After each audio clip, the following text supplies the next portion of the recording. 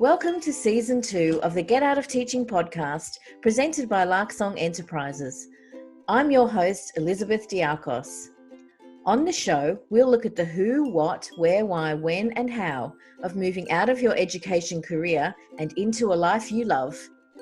In this season, we'll meet ex-teachers who have taken their hobbies and passions from outside of education and created a new career for themselves. We'll talk to people who can support and inspire us as we make the transition and work on identifying the legacy we want to leave in the world. So come along for the ride as we get out of teaching.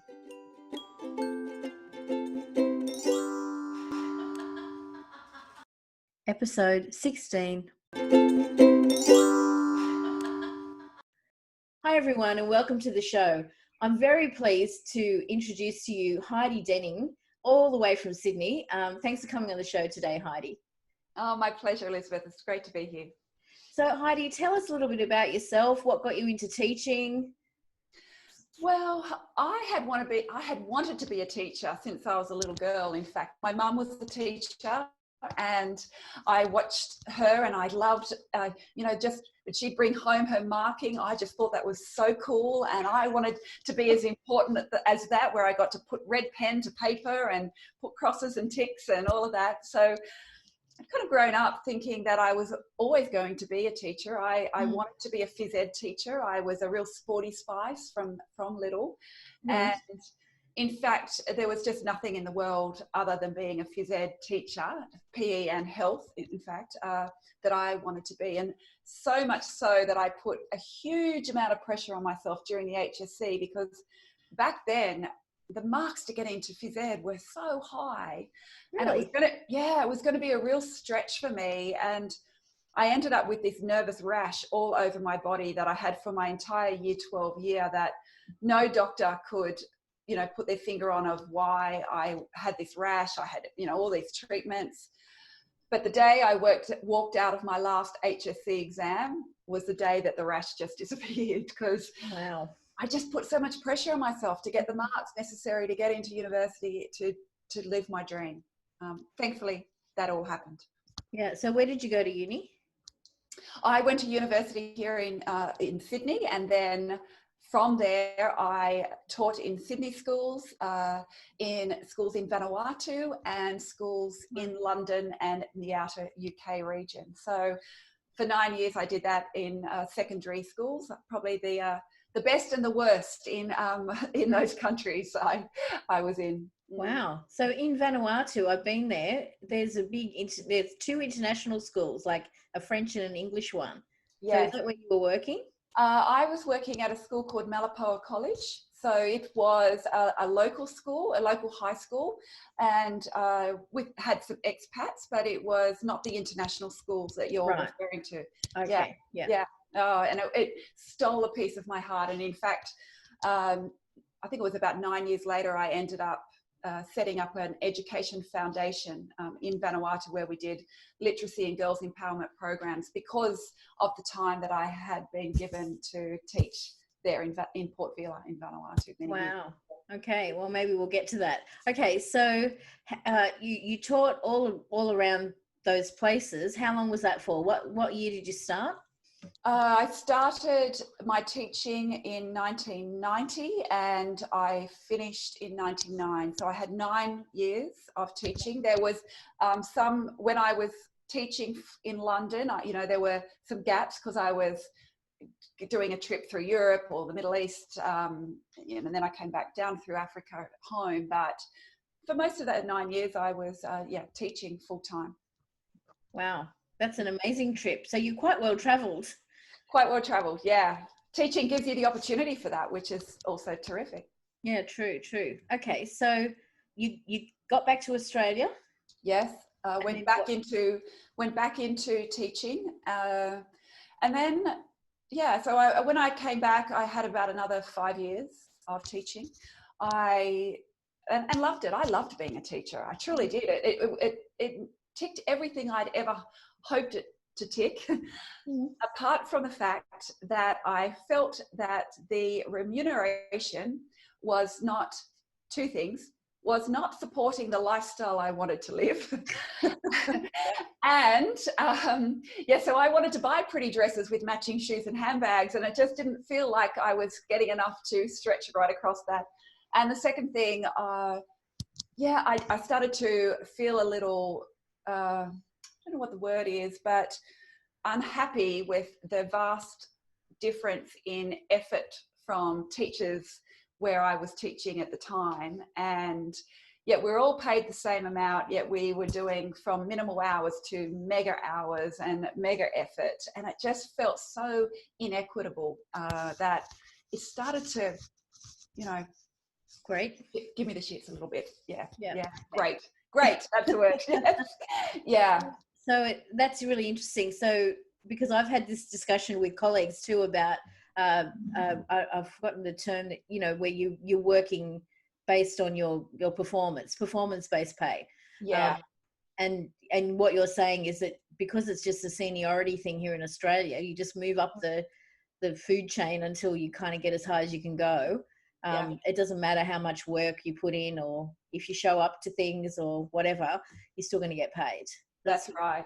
So it's very secure, especially if you want to fly under the radar a little bit, but Absolutely. Not great if you're putting in all the effort. And was there also a sense, Heidi, of maybe just a lack of respect for that as well, for that effort? Yeah, I suppose it did feel a little bit that way, just because,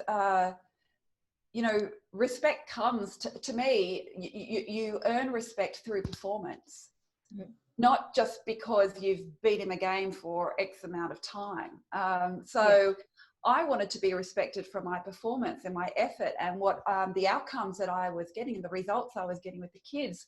I mean, I don't even mean that they could get great marks, but I was developing them into wonderful adults, our future leaders. I mean, that's what teachers do. We develop future leaders for our country. So you've got to take it as a huge responsibility, because we have that opportunity to create our future leaders. And if you're not even recognized, but if it's just this kind of, oh, well, another year I get paid more feeling, I just feel like it takes away the gravitas of the importance that teachers should have in our society.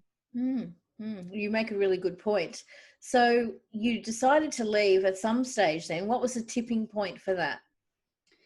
Well, I had started a personal training company out of my stinky garage with $200 worth of secondhand equipment is what I started with. So I started, doing personal training clients before school, after school, and on Saturdays. And I did that for about 2.5 years while I was still teaching in Sydney.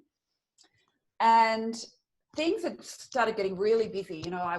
People were referring other clients to me, and they were referring more clients. And I got to a point where I wasn't doing either of the jobs very well. And I knew that I had to make some kind of decision because I was starting to burn myself out. I was starting to do the things that I was telling other people not to do. So it was an interesting moment. My husband had certainly been encouraging me to give it a go.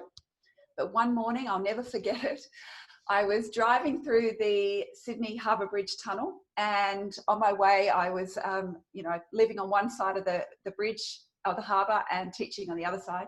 So I was going through the tunnel, and I just had one of those moments that was like, that's it.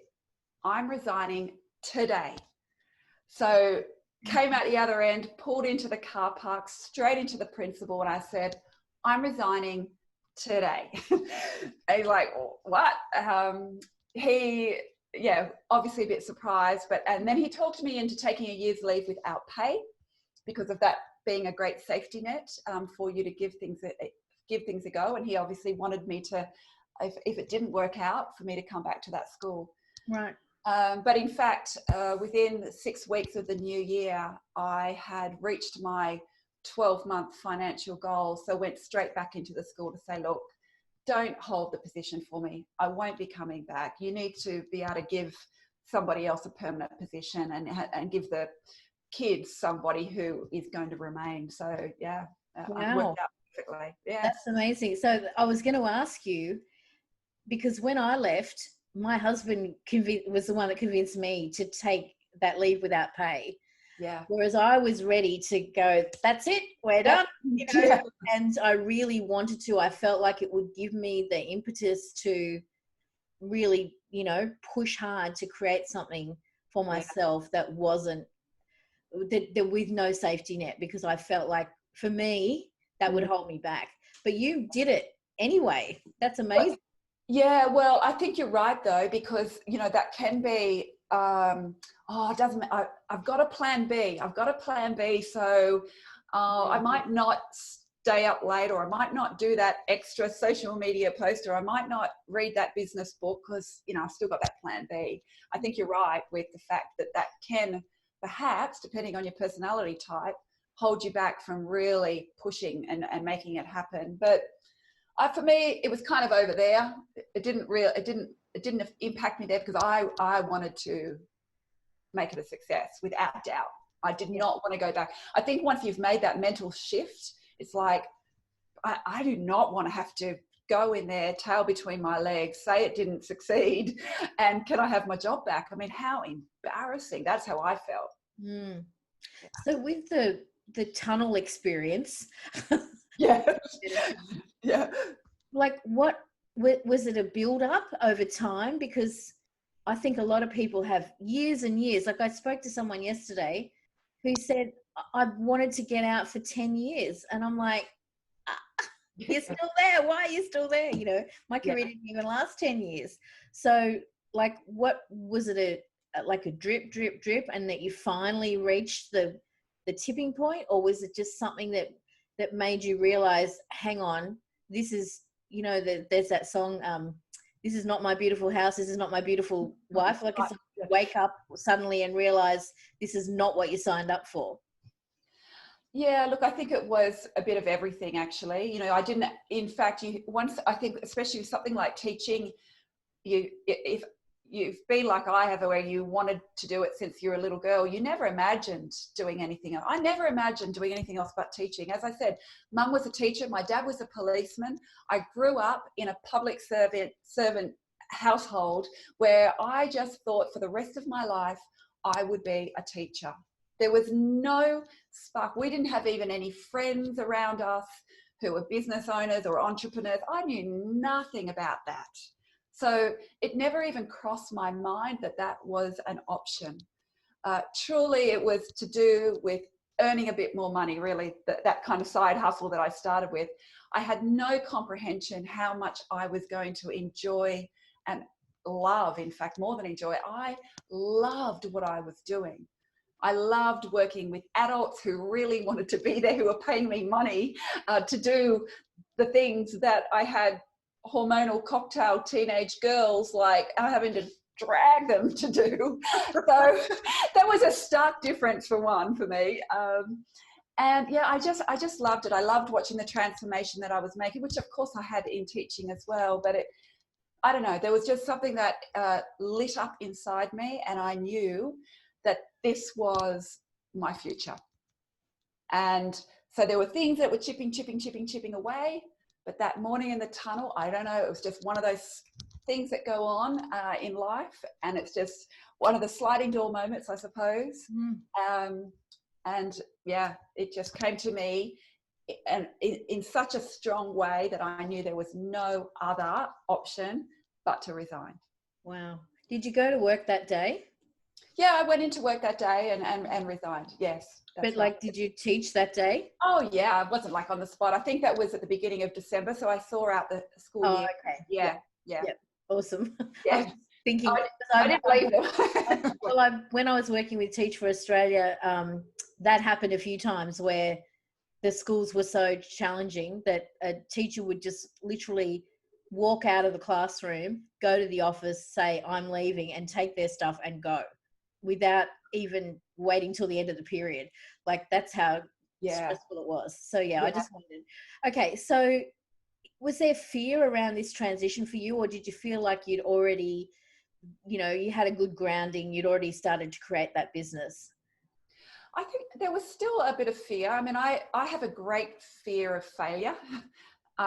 Something that I've just realized, in fact, during this time that we've had with COVID-19. That is a huge fear of mine of failing, and I don't want to fail because I put a huge amount of effort into things, and the thought that there would be something out of my control that would perhaps mean that I would fail at what I'm trying to do.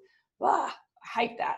And it reminds me of back then that the fear was I didn't want to have to go back into that school to say that I had failed in that business. I'd failed in that new thing I wanted to do. And yeah, please can I have my job back? And can I go and sit in the same desk in the same staff room and have to deal with all those, same issues? Oh, that fear, that ignited something in me that made me work so hard to make sure that I could be a success in it, or not have to go back. I mean, depending on how you define success, but enough so I didn't have to go back. Yeah. So I guess there's that, humiliation or embarrassment around admitting that you couldn't make a go of it. Absolutely. And I think, we talk about people are either motivated by pleasure or motivated by pain. And in that situation, I was definitely motivated by the pain, embarrassment and humiliation of having to ask for my job back. Yeah, without a doubt. So what are you doing now? Well, what I'm doing now is that I have a company that I do keynote presentations in normal times at conferences. At the moment, I'm doing them virtually.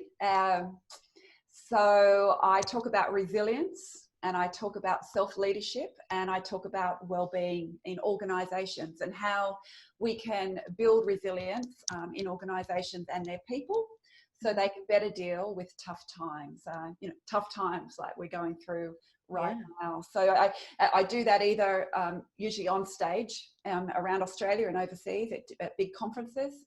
I do in-house workshops that are either face-to-face in normal times, or we're doing them obviously online right now.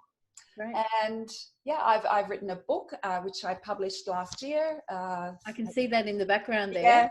Yeah, nicely placed right there. Her middle name is Courage: How Self-Leadership Transforms Pressure into Performance, Chaos into Clarity, and Rage into Resilience. Amazing. So, can I just stop you? I'm just going to tell the audience that I will put the links for that and any other resources from this conversation into the show notes for this episode. So if if you want to go back and take a look at that, you can find them in the show notes. So just for the listeners, Heidi, can I just take you back? So you had your business that you were running as a personal trainer in your stinky garage. Yeah. How did that evolve into what you're doing now? Yeah, well, that business out of my stinky garage, that didn't last very long because I started to get so many clients. So I opened a studio nearby. In fact, the business grew so much over 17 years that I had it, that we had to move premises 3 times to bigger and better premises. I grew a team of about 15 trainers who worked for me. I had a support administration team as well. Gosh, we won awards around Australia for different business and community awards. I became president of the Personal Trainers Council of New South Wales and sat on the board of Fitness New South Wales. And then after 17 years, I decided to sell it. And because I built something that was such a great business, which was, I was about to say it was a complete fluke because, I had no background in business. So it was a fluke in one sense, but I worked goddamn hard. And let me tell you, because I didn't have that background, I had to learn everything on the go. It was trial and error, trial and error, trial and error. I just immersed myself in continual education on how to build a good business that would end up being able to sell it. Which I was able to do for the price I asked for and the terms I asked for 17 years later. So yeah, it was, I would never have imagined that as I, was in that stinky garage with my secondhand equipment. I never forget the first flyer I made, I did out of Word that I that I'd printed out on my printer at home. It was black and white. I had no design background. It was a shocker. And then just, everything just evolved, and I just kept trusting and learning and trialing things, making mistakes, falling over, picking myself up, pulling up my big girl panties and trying something else. So that's how it happened. Yeah. So it sounds like it wasn't always easy. Did you need to go and do formal study, or were you able to gain that business knowledge along the way through less formal means? I initially had to go and get my certificate for personal training. That was the initial thing. And then I didn't do any formal business. I didn't do an MBA or anything like that, but I did a huge amount. I was always on courses, doing business education, leadership education, marketing education, financial education. I was wearing every hat most of the time. So I needed to upskill continually. And I knew that, I was in one of the most transient industries in Australia, the fitness industry, most transient industry. Most people do it as a part-time job, or, while they're at uni, or on the side because they just want to earn a bit more cash. And I hated that staff were coming and going. So, leadership and recruiting and staffing became the most important thing for me, to create a culture where people wanted to work for me and they wanted to stay, and they then wanted to refer other great people to work with them. And in the end, which was so great, I didn't have to recruit. The staff I had recruited people because they only wanted to work with other good people. So that, but again, that was a massive learning. Yeah, of course. Yeah. I'm just going to pause. Sorry. Okay. So Heidi, what transferable skills do you think you brought from education into what you're doing now, or into the various business ventures that you've had?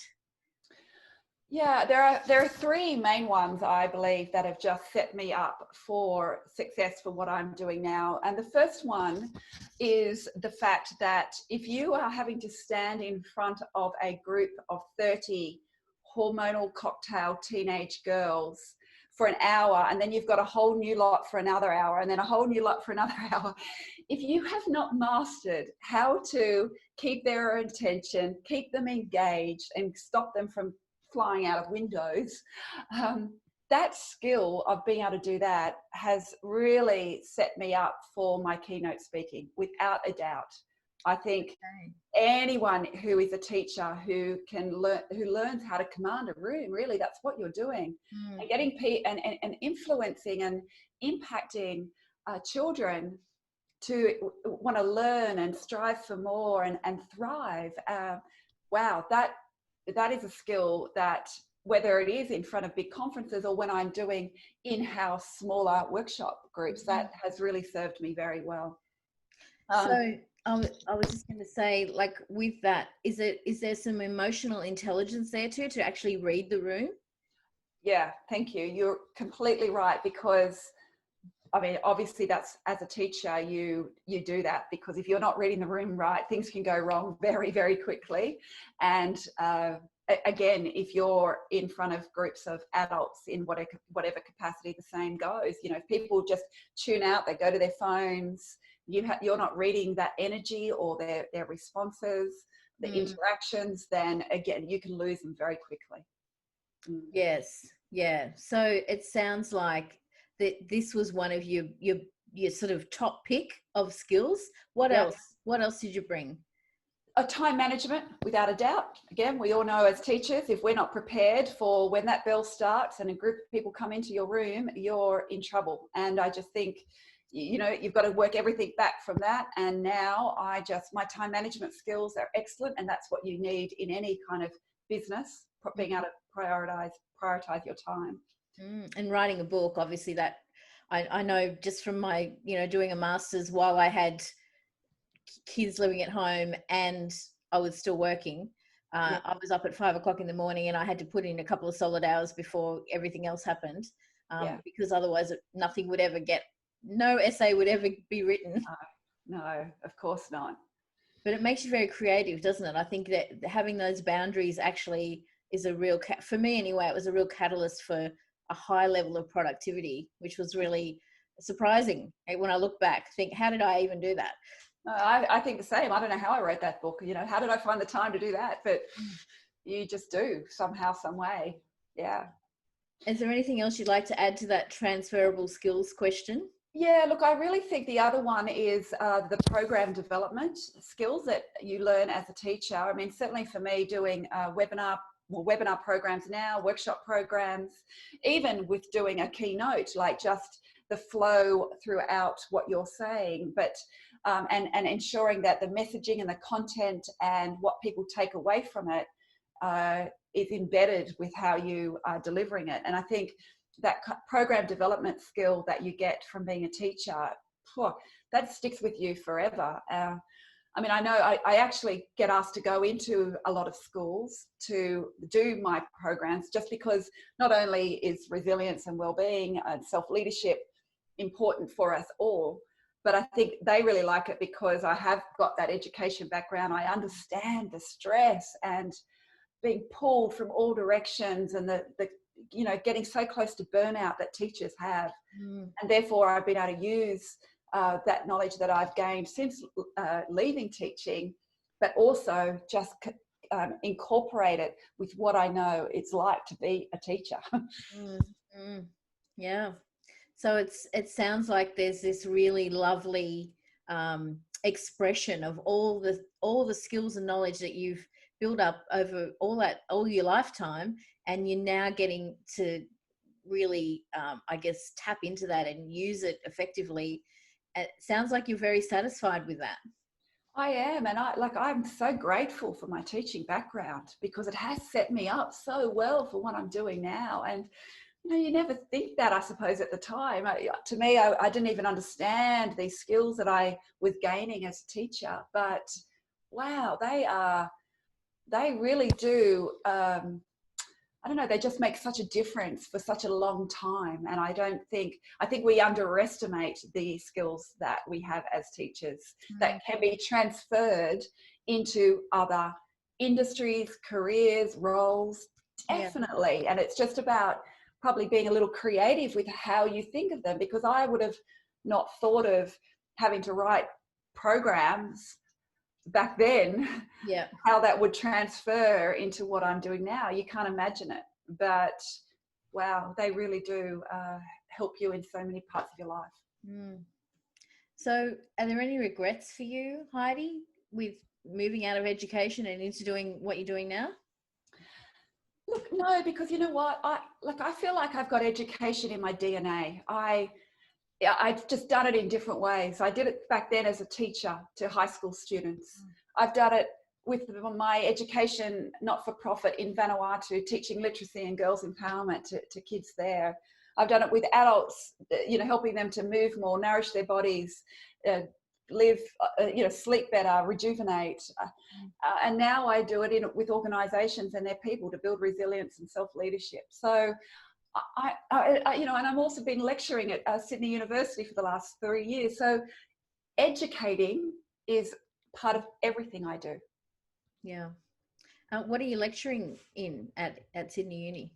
Oh, I'm lecturing on how we build, how the built environment can either positively or negatively impact the health and well-being of building occupants.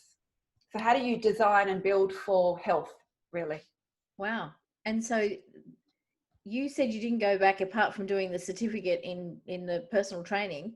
How have you ended up? That sounds like an interior architecture space or something. You're right. I have done some other qualifications. Yes. So I've done it. I'm part of an organization out of New York called the International Wellbeing Institute, and I have done a qualification to be what they call a well-accredited professional, which helps organizations to design and build healthy spaces for people. Yes, you're right. I forgot about that one. Okay. Yeah. I'm actually, yeah. Niche. Yeah, it is. I know. I forget these things. I'm actually doing an online thing through Yale University as well on the science of well-being. So yeah, I'm continually upskilling. Yeah. because I mean, I know, like, I did a bit of work at Vic Uni here in Melbourne, and as I was sort of finishing up, it was at summer school and teaching arts education, so Okay. art subjects to education students. And they, in the end, they were saying, well, if you want to stay working with us, you need to be working towards a PhD. And I'm like, I'm out. Yeah. I just knew what a huge commitment that was, and I didn't really feel like I wanted to go down that pathway of research. You know, I'm just much more into the practical side of things. So, but yeah, it was just interesting that they were sorry, yeah, I just realized I'd muted myself. Sorry about that, everyone. Yeah, that they were increasingly adding requirements to the list of things that you needed to do to teach at uni, which is why I asked that question. Oh, right. I haven't been asked that. No, thank God. Okay, well, you know, no chance in this world would I do a PhD. tight, and hope they don't ever wake up one morning and say, oh, hang on a minute, why doesn't she have a PhD? Who's this girl? She's got nothing. Yeah. Okay, so if someone wanted to bring you on as a speaker or have you come to their school, what would they need to do? Well, they can go to my website, Heidi at heididenning.com. That's DENING, and contact me through there, or call me 1300 206 962, or send me an email, Heidi at heididenning.com. So, yeah. Okay, and anyway, so if they were Googling you, what would they Google? Apart from Heidi Denning? Yeah, if they would, like, if someone was looking for what you offer, what would they be Googling? They would be Googling resilience expert, resilience speaker, well-being, health and well-being speaker or expert. I suppose they're the main things that I get searched for. Yeah. Right. Okay, good. Thank you. And so I'm going to just wrap this conversation up now with the final question. Heidi, what's the legacy that you want to leave in the world? I know that education changes lives, and my whole legacy is about empowering as many people as I can to find their courage, to build their resilience, so they can navigate out of the tough times that we cannot control. I think a lot of people don't know what they've really got. They don't know the courage that they've got inside of them to lead themselves to something better and brighter. And I know that education, whether that's formal or informal or through conversations or through reading a book or through reading a blog post or social media, all of that is education if you're in the right place, of course, reading the right things.